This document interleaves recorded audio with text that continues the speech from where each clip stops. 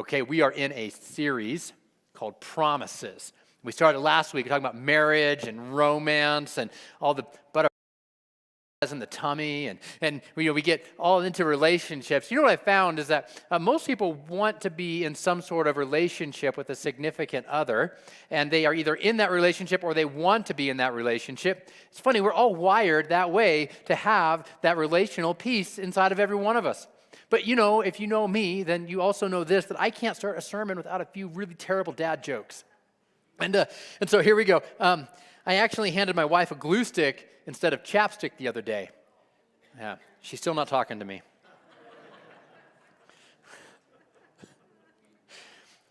The wife just asked her husband, "Honey, do you remember what today is?" He was terrified. Scaring men is easy. No? Nobody? All right, that's okay. Maybe this one. This one's a kind of a thinker, though. Now, the husband asked his wife what she wanted for Valentine's Day. Fair warning, Valentine's Day is coming this week, right? So the husband asked the wife what she wanted for Valentine's Day. She said, "Nothing would make me happier than a diamond necklace." So he bought her nothing. So two antennas, they meet on a roof. They fall in love. They get married. The ceremony wasn't much, but the reception was excellent. Yeah, I know. So, I've been married for 18 years, and happily married, I might add. And I've been married for 18 years, and I got to tell you, the dating game when I was single back then is very different from the dating game today. When I was looking for a spouse, when I met Amber, there wasn't really online dating. Like, that wasn't even a thing. Internet still was a dial-up internet in some connections. If you were lucky enough to have like a basic DSL type service modem in your house or your office, maybe you had office internet. Internet wasn't like it is today. We didn't have smartphones, and if you wanted to ask a girl out, you had to have the guts to stand up, walk across the room, and ask the girl out. Like, it took a little bit different approach than today. Today, there's all of the online profiles and the matching and the swiping left or the swiping right and all the. I wouldn't even know what to do. I'll be honest with you. I wouldn't even know what to do. But here's what I do know: is dating and in church is different than dating out there. The game is different. So if you are single and you are looking to pick up somebody at church, you got to know that there's some deeper level of dating strategy here. You have to have what we call Christian pickup lines, because you got to be able to use the Bible for your advantage. And so we went over a couple of these last week, but I thought I'd give a few more tips to all the single people here. And so here we go. Hey girl, for you, I'd slay 2 Goliaths. Hey, if you're looking for a man with good credit, I'm right here, because Jesus paid my debt. Now I know why Solomon had 700 wives, because he never met you. Terrible, right? Terrible. Don't actually try. I mean, maybe you can try those, but I don't know. The one last week I heard was a hit. I was reading in the book of Numbers and made me realize I don't have yours. Yeah, it's a little smoother, but I don't know. But guys, we've got a challenge in relationships, don't we? Like, of course, nobody here, but we've heard the stories, right? That relationships sometimes have challenges. In fact, you look at marriages today, and out in the world, and really the numbers are no different in church or out of church, Christian or non-Christian, about half of marriages end in divorce. About half of marriages end in divorce. That's a lot. That's a lot of marriages that end in divorce. And they say that the second time you get married, the number goes up. So the second marriages, it's closer to 70% of second marriages end in divorce. You would think that on the first marriage, you might learn to be able to be better at the second marriage. But I don't know how that works. It's just the stats show that even the third marriages go up even higher as far as the percentage of that end in divorce. Sometimes people will think, well, I just must have married the wrong person. And so if I just go find the right person, then I won't have these problems. If you're married here today, I can tell you a simple and easy way to know if you are married to the right person. Go find the marriage certificate, pull out the marriage certificate, and if your name and your spouse's name are both on that paper, You're married to the right person. You're married to the right person. You know, it's this. See, marriages will thrive when both parties are investing into them, when both parties are investing into your marriages. And so we're doing this Promises series, and we're doing 4 weeks. Now, last week, we talked about the promise of priority, the promise of priority. And this is what we said last week, and you can always catch up online. But last week we said this, that you have to have God as your number one and your spouse as your number two. Because if you have your spouse as your number one, what happens is you start to expect things from your spouse that they cannot deliver, that only God can deliver those things for you. And so guess what? They will let you down. And so you must put God as your number one priority. And so when you put God as number one in your life and your spouse puts God as number one in their life, here's what happens is you both find your life source from God and you find your completeness and your wholeness from God. So then your spouse is number two. All of a sudden you are now full of the love and life of God that you can now give to your spouse. What does it look like if both spouses are putting each other as number one? You're both trying to suck the energy out of each other to fill your own tank, and it doesn't end well. Eventually, you run out, and then the marriage starts to struggle and starts to fall apart. God has to be number one, and your spouse has to be number two. We also talked about how sometimes number twos, your spouse can fall to number three or number four. Maybe your career becomes number two in your life, and you neglect your spouse, or maybe the kids become number two in your life, and your whole marriage is centered around taking care of the kids. And then when the kids leave, you're like, who is this person? I don't know. And so you have to get the priorities right. This week, we're going to talk about the promise of pursuit. The promise of pursuit. Next week, we're going to talk about the promise of partnership. The promise of partnership. And then the last week, we're going to talk about the promise of purity. The promise purity. And I know that if you apply all four of these things to your marriage relationship, you will start to grow your marriage into a healthier place. Even if you already have a good marriage, applying these things will help take it up a notch to make it an even better marriage. An even better marriage. But what we do know is that marriages aren't making it, and they're struggling. Something isn't working. And can you have a great marriage? Is it even possible? Young people will even ask me that today. With all the divorce in the world, is a good marriage even possible? I want to tell you that it is. A good, thriving, passionate, happy marriage is absolutely possible. Amber and I have what I would think is a fantastic marriage. After 18 years, she still tolerates me. It's wonderful. So the promise today is this. I promise to always pursue my number two.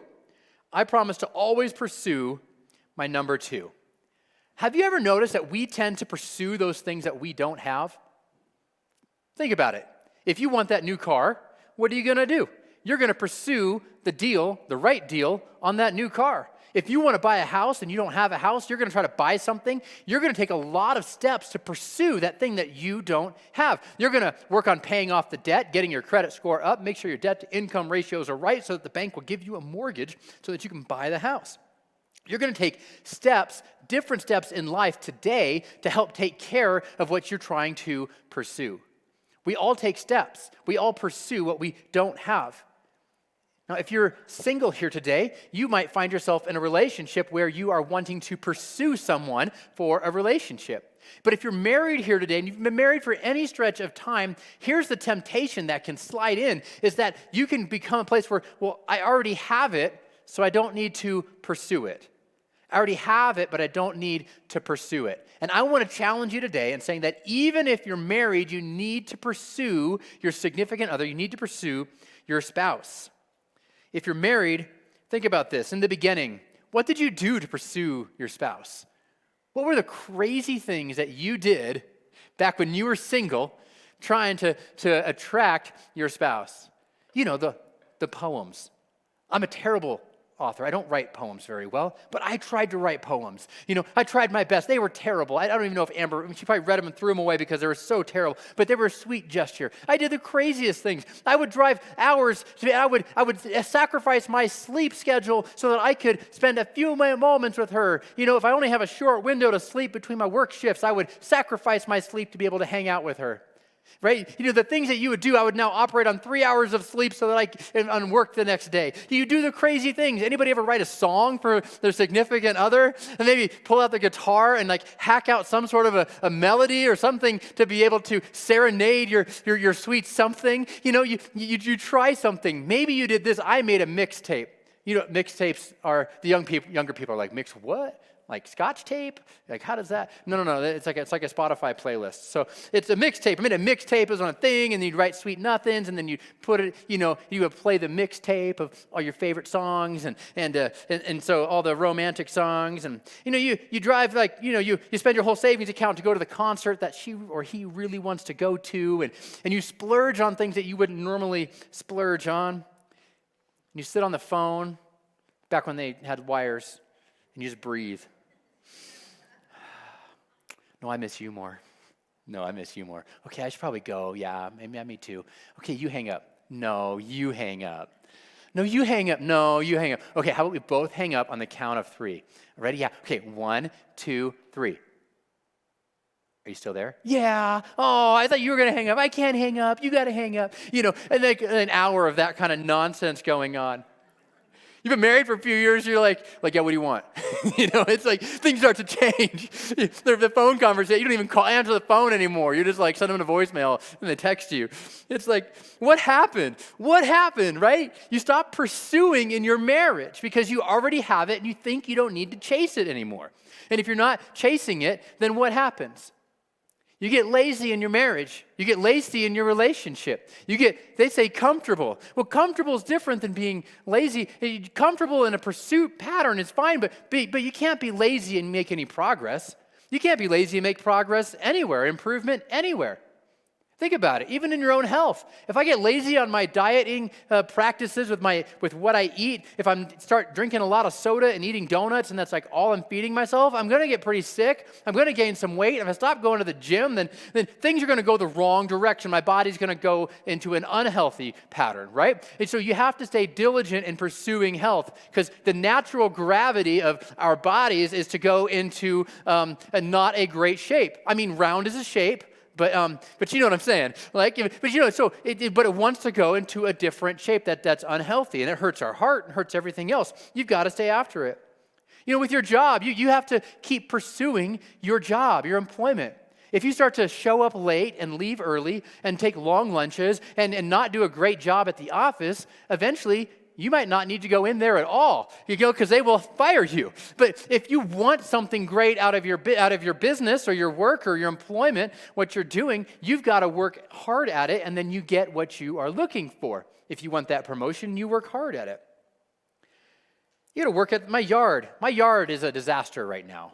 I got to tell you, I didn't even finish all the leaves in my backyard this last fall. So my backyard now has piles of leaves from 2019. And so I know that it's super embarrassing to me, at least, because it's like my yard looks like a wreck. And it doesn't make matters any better because my neighbor just next to me has the perfect yard, the world's perfect yard. Somehow in the middle of wintertime, it is green. It's not fake. I checked. And it looks amazing. He has beautifully manicured grass. And I'm always thinking, his yard is so amazing. Listen, when you think the grass is greener on the other side, it is time to water and fertilize your own yard, right? It is time to water and fertilize your own yard. In relationships, if you start to have a thought that the grass is greener on the other side with somebody else, it should be a red flag and an indication that you are not watering and fertilizing your own relationship. You have got to put in the pursuit to keep that thing alive and active. Interesting, in Genesis chapter 2, verse 24, it says this, that is why a man leaves his father and mother and is united to his wife, and they become one flesh. United to his wife. So this part of the Bible was written in Hebrew, and united, the actual word for united is debak. And debak, when you start to look that word up and where it's translated, it has a little bit of a translation variation. And so I kind of want to dig deep into that one word just for a word. Is debak. It means to cling or adhere, to catch by pursuit, to pursue hard with affection and devotion. To pursue hard with affection and devotion. So when you leave your father and mother and pursue hard with affection and devotion to your wife, they become one flesh. The same word is translated in different parts of Scripture this way. So in Psalm 63, it says, I debach behind you. I follow close behind you. It says they are debach to one another. They are joined fast to one another. They cling together and cannot be parted. They pursue hard after them. They debach, pursue hard after them.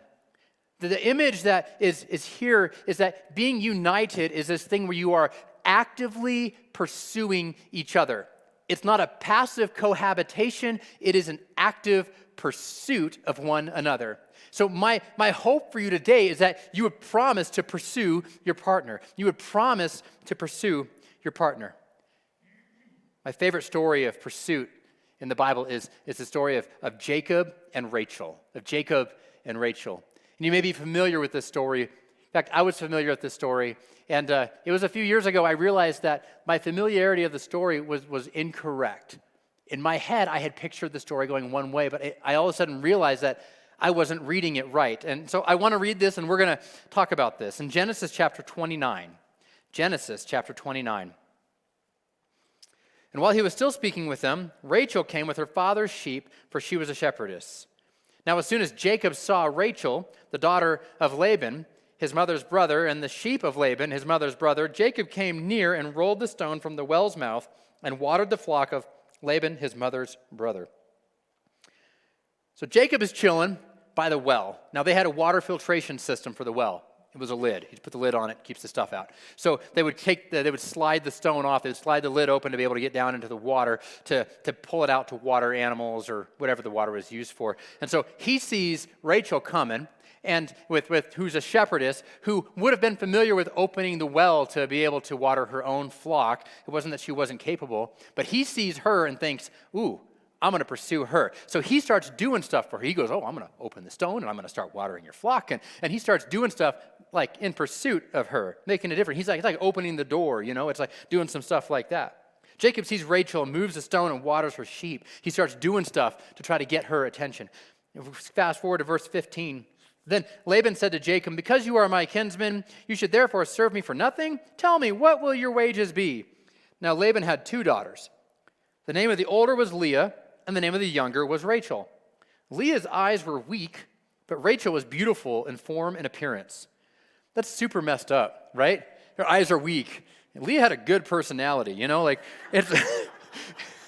it was too, I was like, man, that's kind of savage. And so, he's interested in Rachel, the younger, apparently more attractive one, and then there's the other daughter, Leah, that's still in the mix. And so verse 18, Jacob loved Rachel, and he said, I will serve you 7 years for your younger daughter, Rachel. And Laban said, it's better that I give her to you than to anyone else, so yeah, stay with me. So Jacob served 7 years for Rachel, and they seemed to him but a few days because of the love that he had for her. Aw, that's so sweet. Slave labor for 7 years. It feels like yesterday, babe. Yeah. And then Jacob said to Laban, give me my wife that I may go into her, for my time is complete. So Laban gathered together all the people in the place and made a feast, like a wedding feast, like a big party. Hey, they're getting married. But in the evening, he took his daughter Leah and brought her to Jacob so that he went into her. The lights are down. There's no light. There's candle, right? It's, whatever. He's not looking at her face anyway. Laban gave his female servant Zilpah his daughter and Leah his servant. And the next morning, behold, it was Leah. So Jacob wakes up in the morning. He rolls over to gaze into the eyes of weak eyes. What's this? What just happened? He's like surprised, right? In the morning, he woke up next to somebody that hopefully that's never happened to any of you, woken up to somebody, you're like, wait, who's that? But Jacob has this moment. He's like, wait, that's not who I'm supposed to be marrying. And he's upset. He's pretty upset about it. So he comes out to Laban and says, what have you done to me? Did I not serve with you for Rachel? Why then have you deceived me? And Laban said, it is not so in our country to give the younger before the firstborn. So complete the week of this one, and then we'll give you the other one in return for serving me another 7 years. Jacob did so and completed her week, and then Laban gave him his daughter Rachel to be his wife, and then Laban gave the female servant Bilhah to his daughter Rachel to be her servant. So Jacob went into Rachel also and loved Rachel more than Leah, poor Leah, and served Laban for another 7 years. You know what's funny is every time I had read this story in the past, in my mind's eye, I had pictured it this way. He works for 7 years. The dad, bamboozles him. He's like, oh, shucks, wrong girl. And then, he's like, okay, another 7 years of slavery. Finally, I get the girl that I want. But that's actually not what it says. It says that he works for 7 years. Aw, shucks. The dad says, listen, keep Leah for a week, and then I'll just add Rachel to the mix. So he has only one wife for 1 week, and then he adds Rachel to the mix. So now he has two wives, Rachel. And then he worked another 7 years after that for Rachel. He continued to do what it took to pursue Rachel even after they were married. Even after they were married. Married people, are you doing what it takes to pursue your spouse even after you were married? My hope is that you would walk out of here saying, I promise to always pursue my two. To always pursue my two. Now, I've been married a long time, so I don't know how the dating game works anymore. But the stories I've heard in the dating game in today's day do not impress me. The gentlemen of this world do not seem to impress me because I seem to remember a day when the guys would pursue the girls with excellence. They would try to romance them. They would send them flowers and chocolate, right? They would do all these things, and they would open doors. And if they're going to go on a date, they would clean up. They would dress nice. They would wash their car. Single ladies are like, yeah, what happened to those days, right? And so what's going on? And then they would go and they'd pick them up, and they would open the door, and they would get in the car, and they'd go see a movie and a dinner or whatever else they would do. And remember that was when I was growing up, that was like a date, right? And that's what the gentleman would do. From what the stories I gather, it's like a text message. It's like, hey, what's up? Hey, what's up? And they're so lazy. Listen, if you are trying to date somebody and they are not pursuing you, whether guy or girl, there's something wrong. There's something wrong. You deserve somebody who will pursue you. If you are doing all of the pursuit in the relationship, regardless of whether you're a guy or a girl, if you're doing all the pursuit in the relationship and the other one is not pursuing you, there's a problem. There's a problem. You might just be convenient for that person. You might be the side chick. You don't know, right? You might be. There's something wrong if they're both not actively pursuing. Because guess what? When they get married, they're not going to start pursuing you after you get married. If they're not going to pursue you before they have you, what makes you think they're going to pursue you after they have you? You deserve someone who will pursue you all the way through your relationship.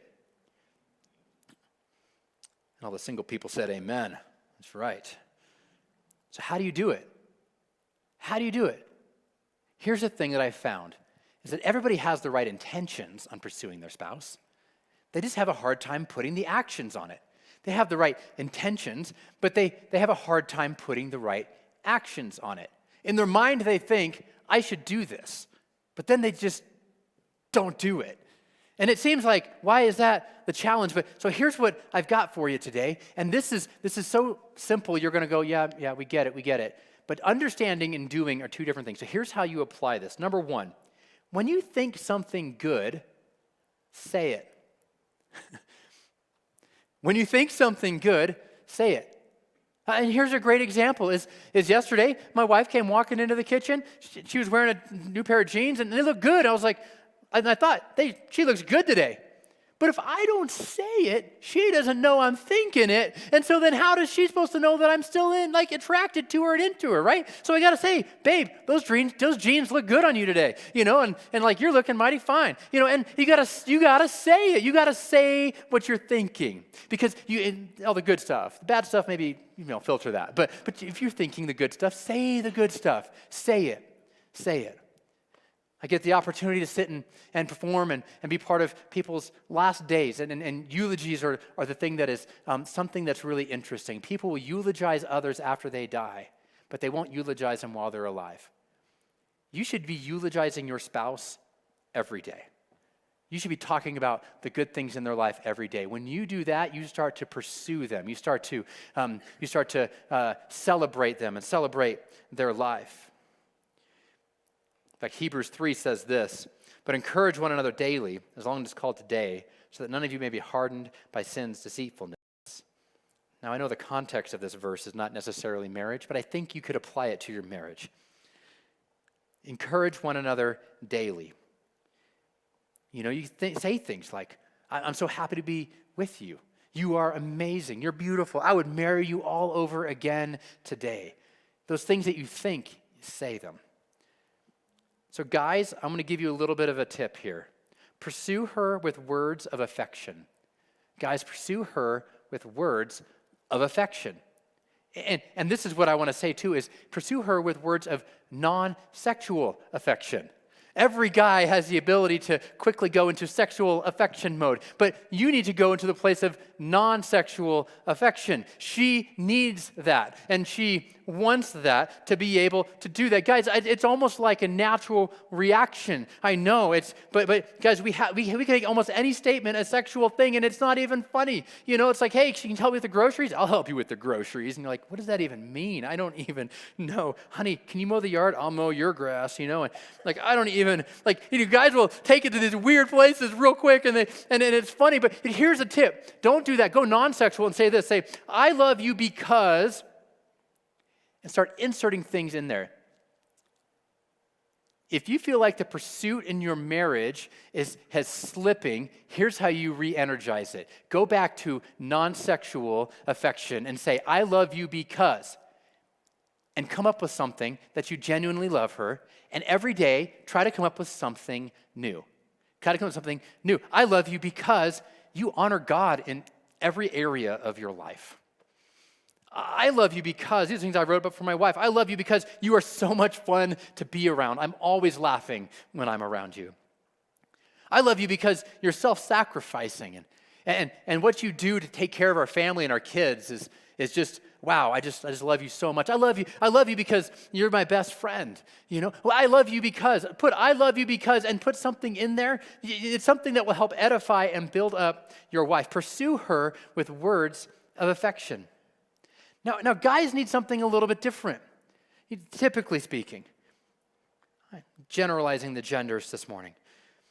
Pursue him with words of affirmation. Pursue him with words of affirmation. My wife is really, really good at this. And in fact, most husbands, you maybe don't even realize you do this, but you set it up on a T-ball because you actually set up the T-ball for her to hit a grand slam with this all the time. And ladies, I want to help you understand that when a guy makes these kinds of statements, he's actually fishing for the affirmation that he's looking for without saying, I need you to affirm me, baby, because, that's kind of weird. And so they do it in other ways, And so my wife is so good at this. So like when I get home from today, I'll tell you today what's going to happen. She was here in the first service, and we got some kid stuff, so she had to go not be here for the second service. But what's going to happen is today, this will happen every week, but I'll go home and I'll go, hey, babe, how was the service today? And she'll be like, oh, you killed it. You knocked it out of the park. That was your best sermon ever. I don't know if it's true or not, but she'll tell me all this stuff, and I'm like, yeah. And if there was a spot that maybe I slipped a little bit or whatever, she'll basically, she'll be like, yeah, but this one part, it was okay. It was good. It was a little bit bumpy there, but man, you pulled it back together, and oh man, that was good, And so she affirmed me in there, right? And so I was thinking about this idea this week, and I thought, I'm going to do something and just to test her, right? Because I just want to see how I'm just going to set it up and see, does she just automatically do this, or what? She totally automatically does this. And so now I fix stuff around the house. I'm kind of handy. And so when things break, I oftentimes will just figure it out and fix it. And sometimes things break and she doesn't even know they're broken yet, and I fix it and we just move on. And it's just life, taking care of the house, right? But so one of these instances happened, and in the ottoman, one of the feet on our ottoman thing had popped off. The screw had popped out. I don't know what happened. I went and got a screwdriver, put the whole thing together, and I screwed the foot back in and got it all dialed in. I tightened up all the screws, made sure the whole piece of furniture was ready to go, and left it there. And then I went and I'm holding the screwdriver, and I'm like, hey babe, did you see that? I just fixed the ottoman foot, And she's like, oh, what was wrong? I told her. She's like, oh, you are so good. I'm so glad I'm married to you. You always fix everything in this house, and you're so handy with the screwdriver. And she's just kind of going on. I'm just like, yeah, I'm handy with the screwdriver, because I'm a guy. And so, but there's this thing where it's she edifies me, she builds me up, the affirmation. Listen, ladies, he is going to become what you see in him. He will become what you see in him. If you want a husband that is a strong leader in your house, I recommend starting to find opportunities to affirm those qualities in him, and those qualities will grow, and they will multiply, and they will start to grow. Women, you are multipliers, and we'll see that in the end, but you have the ability to multiply things in people's lives, and your husband's life. You have the ability to do that. Don't tell him what he's not. Tell him what you see him becoming. Because when you do that, you will build him up. You will build him up spiritually. Here's the thing is if you want your husband to be the spiritual leader of your home, then if you go around and saying, well, you're just not the spiritual leader of your home, it starts to tear him down. You could take the same thing, find a glimmer of hope, find anything. He finally goes to church with you after all these years. You say, when you go to church with me, it just makes me feel closer to you. I just love that about you. They finally pray one time at a meal. You're like, man, when you were praying, you were just... that was something else. You were never more attractive to me when you prayed until you prayed over that meal. You say something like that, and he's like, I'll pray over every meal, and it's like, I'll start praying all the time. But when you start to edify, build up, and encourage those kinds of behaviors, you start to see things grow. You start to see things grow. Men, here's the thing. Listen, she wants to know, do you love me today? Do you love me today? That's what she wants to know. Well, I don't know. We got married 22 years ago. I told her at the altar I loved her. I figure I'll notify her if my feelings change. That does not work. I will tell you, she wants to know today if you love her. That's what she wants to know. And ladies, he wants to know, do you still believe in me? Do you believe in me today? Do you still believe in me? It's interesting. When you think something good, you should say it. When you think something good, you should say it. Your words have the power of life and death, and they can build your relationship. And it's the little things like that start to build and build and build, and the pursuit of your relationship needs to continue to go on and on and on. Don't stop pursuing each other. Number 2, when you think of something special, do it. When you think of something special, do it. Now, funny, I was in my small group last night, and the conversation of Valentine's Day is coming up this week. And the conversation of Valentine's Day comes up, and somebody in the group says, when we were first dating, he would buy me all these chocolates and these flowers. And I finally told him, stop sending me the chocolate. I don't want the chocolate anymore, And so it was all these years of buying the chocolate. Nope, I don't want the chocolate anymore, And listen, when you think of something, do it. Do you think of these things and do it? I found this, that my wife likes red roses, and I was like, why red roses? I don't understand. Why can't I buy the white ones? They're cheaper, and she's, I buy the red roses now, just for the record, but and she says, because red roses, nobody will ever buy me red roses except for you. Nobody will ever buy me red roses except for you, so I want you to buy me the red roses. And I'm like, oh, yeah, okay, that makes sense. I don't want any other man buying her red roses, you know what I'm saying? Like, I'm buying the red roses. When you think of something, do it. If you've noticed that your spouse is a little down, maybe pick up their favorite takeout on the way home, come home, pick them up and say, we're going out to eat, and go sit down at a park bench with their favorite takeout. It doesn't have to be super expensive. It can be something fun like that just breaks the cycle of the day up. When you think about it, do it. If you have little kids at home, husbands, just pre-plan and walk in the front door after work and say, babe, tonight I'm doing all the baths. You don't have to do anything. No, I'm taking care of this, babe. Or whatever it is that needs to be done around the house. You walk in the door and just say, today I'm doing this. I'm taking this. I'm going to handle this. I'm going to, whatever it might be, pick up that extra thing. If you think about it, do it. If you think of that something special to do, just do it. I have found a life hack, sending flowers to your wife for no reason tends to go a long way, right? Sending your flowers that's a life hack. And then a pro tip, gentlemen, you can exponentially raise your flower points if you send them to her while other ladies are around. Yeah, Send them to, like, it's the truth. I don't know what that is, but send it to when other ladies are around. If your wife is at the office, send them to her office. If she is at her, and then like, again, like exponential pro tip, if she is going over to her mom's house for a few hours, have them delivered there, because then you get mother-in-law points doubled up with the wife points, combined with multiple women in the room points. I'm telling you, it just goes through the roof. Yeah, finding these opportunities is huge, right? To be able to do the things. If you think of it, do it. If you think of it, do it. My wife doesn't like to put gas in her car. She doesn't like the fumes and the smell. Anytime that I am in her car and I notice that the gas is not near the full mark, I will pull over and I will absolutely fill up the gas tank for her. And then sometimes I'll even put a sticky note on there saying, I filled up your gas tank, and I put it, on the dash. And then when she jumps in and she sees that, and then she says, oh, you're the best husband ever, because she starts to affirm me, and I'm just like, yeah, and then I make some lame remark. And so watch a chick flick instead of a shoot-'em-up movie. Or if they like to shoot-'em-up movie, watch what they want to watch instead of what you want to watch. You got to do something that your spouse loves to do. If your person's into golf and you're not, maybe it's time to rent some clubs and go to the driving range with them. Maybe they like to go bowling and you're like not really into it. Go bowling with them. Go find the activity that your spouse likes to do and go join them and do it. I know it sounds really, really simple. Find the thing that he or she likes and do it with them.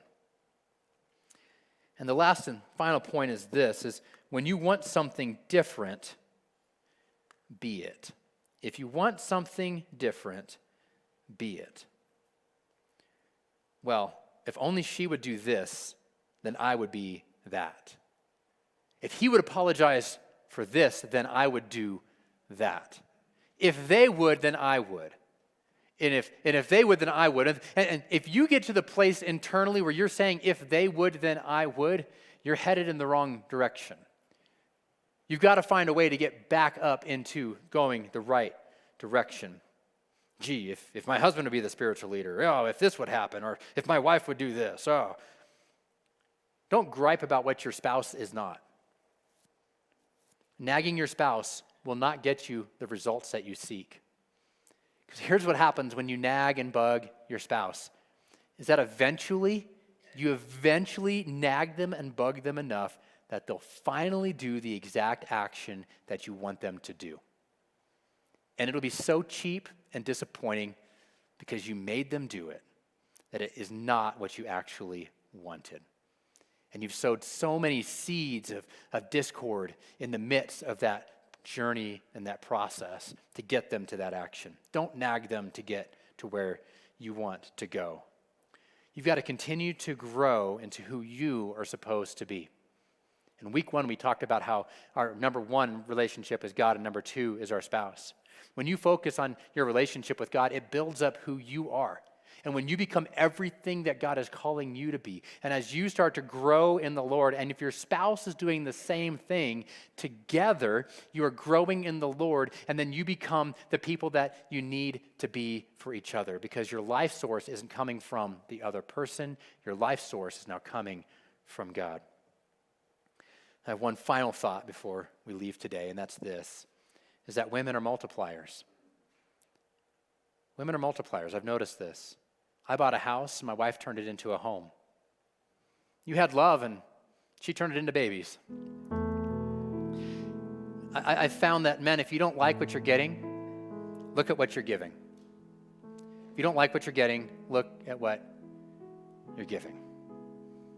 If you're grumpy, walking in the door, and then you're surprised that your spouse is not happy with you and even grumpier, what are you feeding? What are you doing? What are you feeding into the marriage relationship? Because more than likely, you're getting a multiplication of what you're feeding in out of your spouse on the other side. 2 principles that I've learned in business that I've discovered work very well in marriage. To get what you've never had, you must do what you've never done. If you want a marriage that is succeeding and thriving and in a better place than it's ever been before, you're going to have to start doing things that you've never done before. You have to start pursuing your spouse in a new and different way to get to a different result. And the second one is this, is to get what you once had, you must do what you once did. For some of us, we pursued each other in our marriage relationships, and we were in pursuit, we got married, and somewhere along the way, life just got distracted, and you lost focus, and you fell into a mundane rut. To get out of that rut, to get to what you once had, you got to do what you used to do. Which means you might have to break out the guitar and hack out some weird song that everybody laughs about. You might have to write a terrible poem with all of your best intentions, and you'll probably giggle and laugh. And you might have to do something that you once did before. Call on the phone, no, you hang up, even though you're in the room next to each other. You might have to do something to continue the same patterns and expecting different results. It just won't happen. Listen, God wants healthy marriages. He wants us to pursue each other. Jacob modeled that with Rachel, that pursuit in marriage. I promise to pursue my number 2. Will you bow your heads and play with me? Heavenly Father, God, we just thank you for that you value marriage and you value relationships.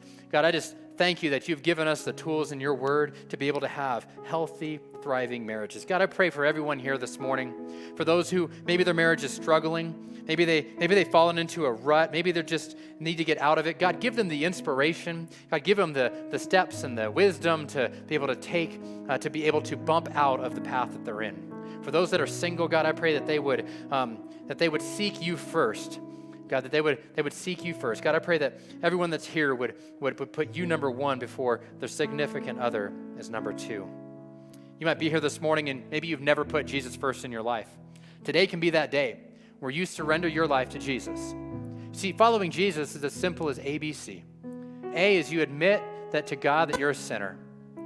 B is you believe that Jesus is God's Son and you accept God's gift of forgiveness from sin.